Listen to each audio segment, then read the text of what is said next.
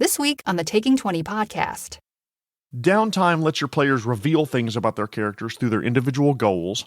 It makes the campaign more realistic. It gives the opportunity for characters to show off their capabilities that don't really come up in a dungeon, and it allows characters to retrain and retool their characters to be more effective going forward.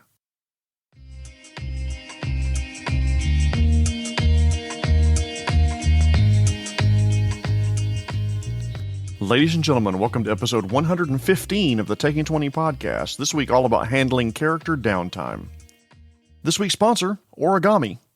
I've noticed origami streaming shows don't really get a huge audience. They're all pay-per-view.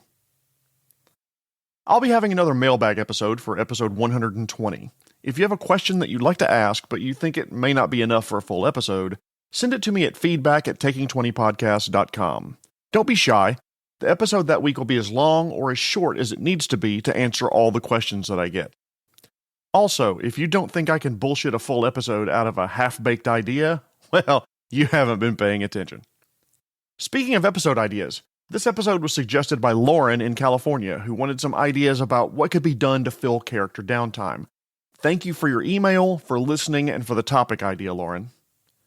So let's start by defining downtime. What is downtime in an RPG? Downtime is the time between active quests or adventuring activities. Many game sessions focus on the time spent in dungeons, killing dragons. And, wait, is that where the name of the game came from? Going into dungeons and killing dragons?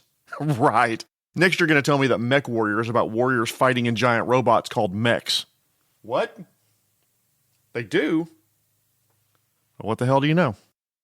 Anyway, downtime. Downtime isn't about short rests, long rests, or overnight camping to regain lost spells. Downtime is long-term, extended periods of time where your characters aren't off gallivanting in the forest, spelunking in caves, slaying monsters, solving quests, recovering artifacts, discovering lost civilizations, or doing unspeakable acts to NPCs far and wide. So what's the problem? Why the hell's Jeremy dedicating an entire episode to this? Is he wearing pants when he records? Don't ask, because you don't want to know the answer. The reason why we're covering downtime, though, is that it can be boring if handled incorrectly. And I think a lot of DMs and GMs ignore the downtime portion of the game rules. You just have a bunch of players staring at each other, wondering when they're going to be making attack rolls again. But when downtime is handled properly, these activities can give your players the opportunity to expand the depth of the character that they play. Characters can interact with each other and with important NPCs. They can build ties between them and your game world. And finally, you can reveal lore about your campaign that might otherwise go undiscovered. Let me preface this entire episode with the statement that what you can do during downtime varies widely depending on your game system. Also, if you and your group want to just hand-wave downtime, skip ahead to the next adventure, go with the gods, my friends. No judgment coming here. So why would I advocate including sessions with character downtime? Well, first off, downtime gives your campaign room to breathe. Most campaigns go from adventure to adventure, set piece to set piece, dungeon to dungeon, story reveal to cutscene, with very little in between. The campaign is go, go, go, action, action, action, delve, delve, delve. Suddenly it ends and the characters can feel flat, one or two dimensional. Real life isn't like that. We don't just go all the time. I've tried go, go, go for a few days, and my body eventually says, you're stopping now whether you want to or not. And I slept for the better part of 2 days. Downtime allows your characters to pursue individual goals. Most of the time, all the characters are focused on whatever goals the whole party wants to pursue. They put aside individual quests and character motivations to work to meet party goals, complete the adventures in front of them, and they absolutely should. It means they're working well as part of a team. But downtime allows your characters to split apart, explore their own characters' wants and needs.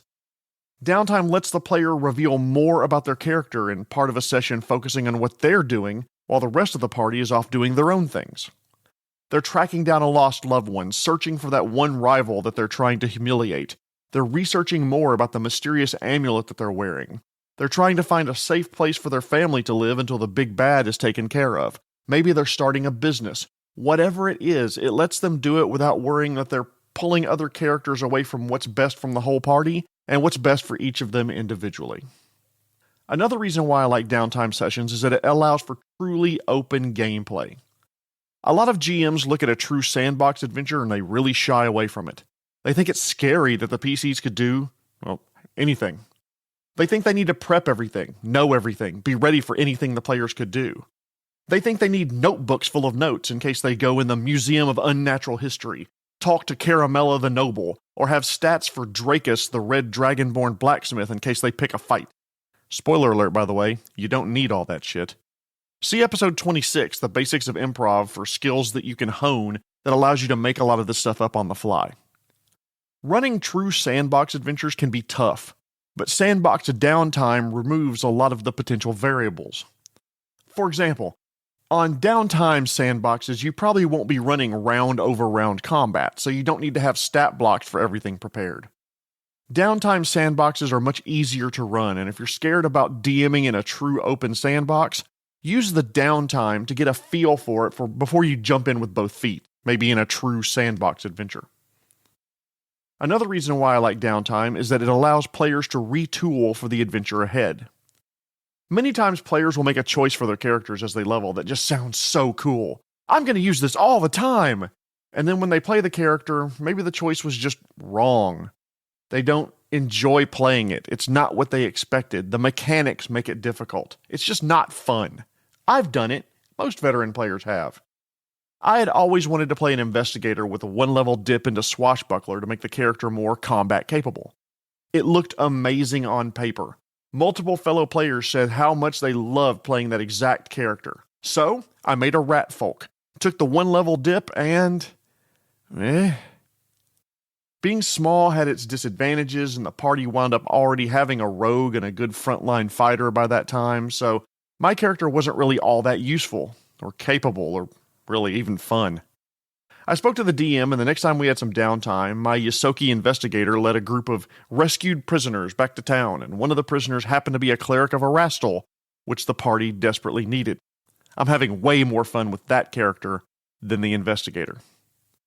In summary, downtime lets your players reveal things about their characters through their individual goals, it makes the campaign more realistic, it gives the opportunity for characters to show off their capabilities that don't really come up in a dungeon, and it allows characters to retrain and retool their characters to be more effective going forward. So what does downtime really look like in practice? Let's say the characters just rescued the ship, the SS Thunder Chunder, taking it back from the pirates who had seized it, and sailed it back to town to the cheer of the crowd and the clink of gold coins in their pockets. You, DM, now say, your characters have 3 weeks in town before the next major event. What could the characters do? Well, the short answer is, anything your system's downtime rules allow that you feel comfortable with. Craft items, work a job, research a topic, run a business, whatever. And I think that's where a lot of DMs struggle. The possibilities are too numerous, the choice is too vast, and the DMs feel like they need to have every answer at their fingertip. But the point is, the PCs have a wide variety of activities they could perform. Off the top of my head, they could have a little mini adventure that takes place within those 3 weeks. They could train with an expert or a school of fighting or school of magic. They could join or start a guild. They could work at a temple. They could retrain a class skill, build a castle, hire staff, go shopping, whatever it is. Each player declares what they want to do, and then when each player performs 3 weeks of activities, you bring the party back together to continue the adventure. Sounds simple, right? So what are some best practices or my tips for downtime? When it comes to downtime, focus in-world, not at table. Even in light roleplay games, focus on character motivations and goals. The player Peter may want to change to the level 8 choice for his character Shadow Thane for one reason or another, but instead of describing it as something Peter wants, describe it as something that Shadow Thane wants. It's a very little thing, but it gives a small sense of realism to the game. Another thing I recommend is that you talk to the players one-on-one to find out what they want to do during their downtime. Some characters have secrets that they don't want to reveal at the table in front of everyone. Let them have their secrets that they can choose to reveal whenever they feel comfortable doing so, or when it would be a great plot moment. Another tip, have a quick cutscene to start the downtime. Have a quick description of the party, shaking hands, splitting up, agreeing to meet back on X date at Y time to pick up the adventure. The characters go their separate ways, all the downtime shit happens, and then have a cutscene where the party comes back together. Once they are back together, though, give each character the spotlight so that player can reveal some, all, or none of what they did, what they worked on, how their character changed, and so forth.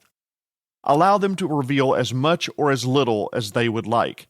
The activities that they took, the changes that they made, the improvements that they made are theirs to reveal, not yours. Even though you're the DM and you're the GM and you're the god of the entire world, we get it. But this is their character. Don't take away player agency by revealing what everyone did while they were apart. They could have gotten new items, new character features, new information that they discovered through research, hell, a new haircut. Whatever it may be, the player can choose how much the character reveals. When you have given every player the spotlight and given them the opportunity to reveal as much or as little as they want to, then you can continue the main adventure. Another tip for downtime: don't pull out dice until they're needed. Note, needed. The game rules could even say roll a die here, but if you don't feel like they're needed, keep them in your pouch.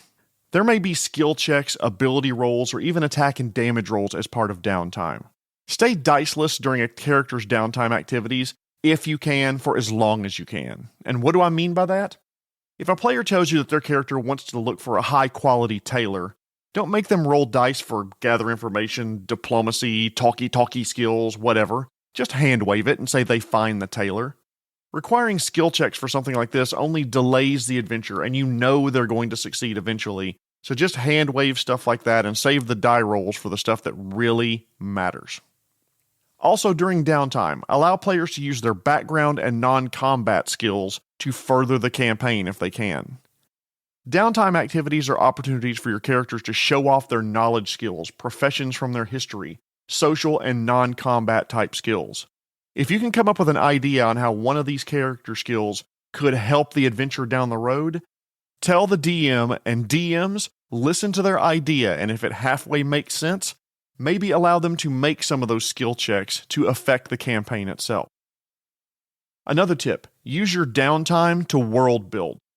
You can reveal any part of your world's societies, history, or lore that otherwise would have gone unused. Allow your players to collect rumors and information about the world during downtime. It's an easy way to get your characters into parts of your cities that otherwise would have gone unused, and reveal news and activities at the local and national level during downtime. Also, take a lesson from what was discussed with Shane of the Venture Forth podcast in episode 113. Their DM, Ethan, allows the players leeway to describe where the shops are in a city, the names of the shops, the shop owners, names of people that they run into, what they look like, and so on and so on. Allow the players to contribute to the narrative and help design the game world. Also, if you haven't already, please go check out their podcast. It is still amazing, and I'm loving it this many episodes in. Another tip: allow characters to prepare during downtime and give them an easier time adventuring. Allow them to research information that they might need about the area they will be going to, historical figures associated with a lost city, legend, histories about the region. Somewhere down the line, give the characters a small bonus to some role because they were able to collect information during downtime. Allow your party to build connections to or reputation with other groups. They can use this downtime to meet new NPCs and new groups. If your game has an influence or relationship mechanic, allow the players to use that time to establish rapport with groups, legal and maybe not so legal, that could help the characters in the future. You could always use your downtime to do a mini-adventure that completes within the downtime period. If you're going to have a mini-adventure, though, I strongly suggest having that adventure advance a side plot or character plot. If the PCs go shake down a pirate for information about the thieves that stole the ship the SS Thunderchunder, so my wife tells me that the SS Thunderchunder is an inappropriate name for a ship, so I've renamed it the SS Technicolor Yawn, the SS Vom.com, the SS Heave Ho. Really? You're letting Heave Ho through? I was hoping I could get all the way to the SS Sidewalk Pizza. Okay, sorry about that. Whatever major or minor reveal is needed, you could always have an adventure about that. Or it could be a character plot tied to backstory or some character secret. Norella the Sorcerer finds out that her sister is actually alive and living in Tennis Bomb under the name Madame Liquid Scream. Okay, yeah, that was another vomit joke. I've had good success with nearly any adventuring activity that is tangentially related either to the story or the characters. Here's why I say this. If you have an adventure, a little mini adventure that's during the downtime period and it's completely unrelated and doesn't benefit the characters in some way, why? All it does is artificially prolong the downtime in specific and the campaign as a whole. Now, if the adventure is to enrich the PCs, make it easier for them to gain XP, or better prepare them for an adventure at hand, you're in good shape. But if it's completely unrelated, it feels like a distraction. Sure, the pirate ship was stolen, but the Fey Queen wants more of these special mushrooms that when you eat them, you see colors that don't really exist in the world. Okay, so the Fey Queen likes drugs. Got it. But why would that little mini adventure of finding the mushrooms benefit your campaign at all? Last topic. Don't lose track of the cost of living. Each game system I've ever seen has a cost of living per day, per week, per month, per whatever. Don't forget to debit those costs. It costs something for food, water, a roof over your head, whatever lifestyle that you're leading, whether that's in a mansion in the best part of town or living under a bridge and eating dog food. I'm a huge proponent of realism, so if you feel comfortable doing so, it would be better to customize any potential events that could happen during downtime based on where they're living. The day-to-day activities in the nicer areas of town obviously will be different than those if you're living in squalor. Do you get to the Cloud District very often? Oh, what am I saying? Of course you don't. Up yours, Nazim, you undeservedly arrogant dingleberry. I shout you to oblivion every single chance I get. Okay, now's a good time to jump into 5th edition's downtime rules because they take a lot of this into account. 5e's downtime rules have evolved as more books have come out, and they are so much better than the original rules in the Player's Handbook and Dungeon Master's Guide. The original rules were basically, the DM asks the players what they want to do, players choose one of the listed downtime activities with a set duration and cost in gold. The activities could have been crafting, practicing a profession, resting, researching, training, building a stronghold, carousing, making magic items, running a business, selling shit, and sowing rumors. You make a d20, resolve the activity, done. Repeat for each player, DM interprets the results, the adventure continues. If you're a new DM, there is nothing wrong with sticking to this limited list. But later on, when Xanathar's Guide to Everything came out, it really expanded the rules and gave a lot more options. Buying and selling magic items, it gave more rules for carousing, food, drink, companionship, if you know what I mean. That's right, you can spend the time with somebody who wants to hear about your character's Drizzt fan fiction. More rules for crafting, rules for committing crime, gambling, pit fighting, expanded rest and relaxation rules, spending time at the temple, research, scribing scrolls, training, general labor. When that book came out, the options just really opened up for all of your characters. Later on, when Acquisitions Incorporated came out, it added even more rules. It gave you rules for owning a business, philanthropic activities, or even purchasing part of a franchise. Yep, time to open up that water-deep Burger King, because Xanathar needs his Whopper fix.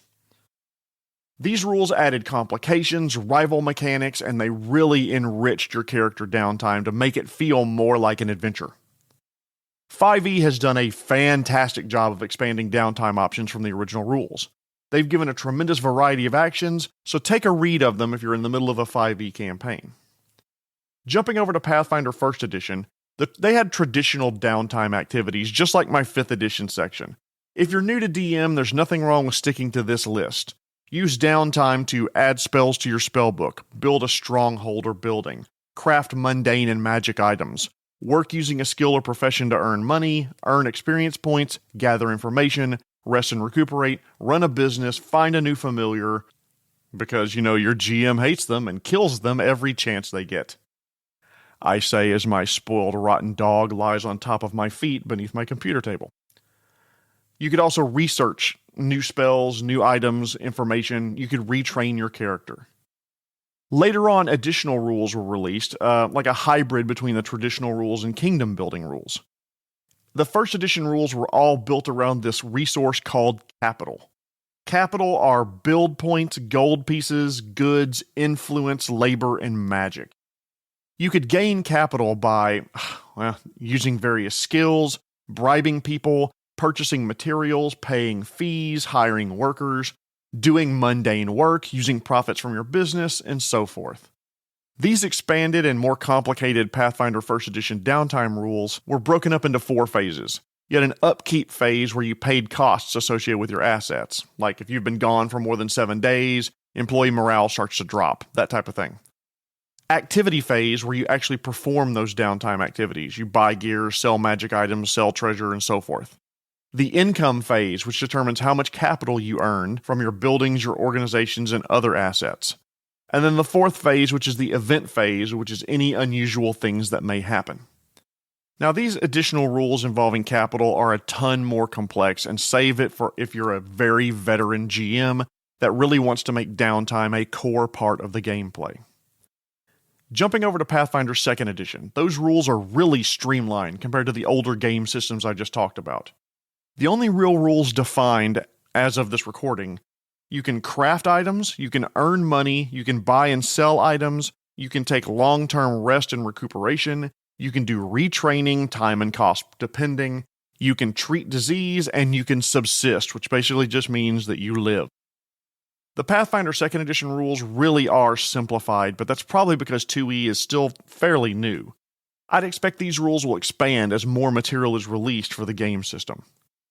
By the way, that doesn't mean that you couldn't incorporate some of those other great ideas from 5E or 1st Edition into 2E. Homebrew it, baby! The conversion from 1st Edition Pathfinder to 2nd Edition Pathfinder is a well-worn road. There are a ton of resources out there that you can find. There are even groups that have made resources, print books, and websites that help you to convert from 5th Edition Dungeons & Dragons to Pathfinder 2nd Edition. They help you convert DCs for skill checks, money made, costs, and so forth.